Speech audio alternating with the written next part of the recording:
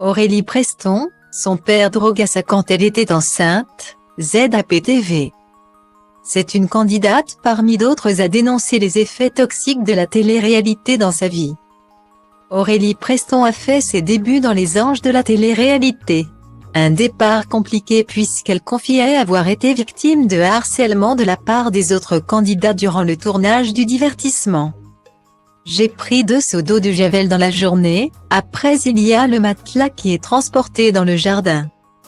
Apparemment il avait aussi uriné sur le matelas avant de le balancer, expliquait-elle à Joran Star.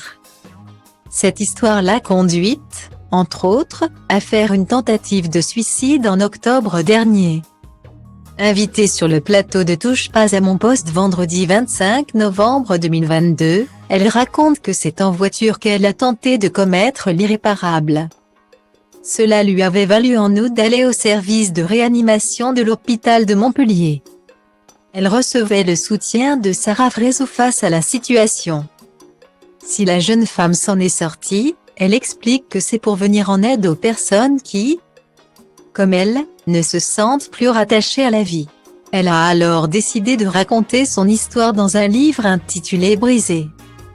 Aurélie Preston y raconte son enfance, sa précarité, son amour pour sa grand-mère et l'impact négatif qu'a eu son père sur sa mère.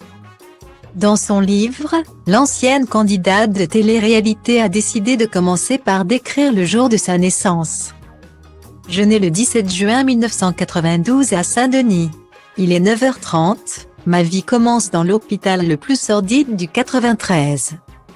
Mon sang est sale.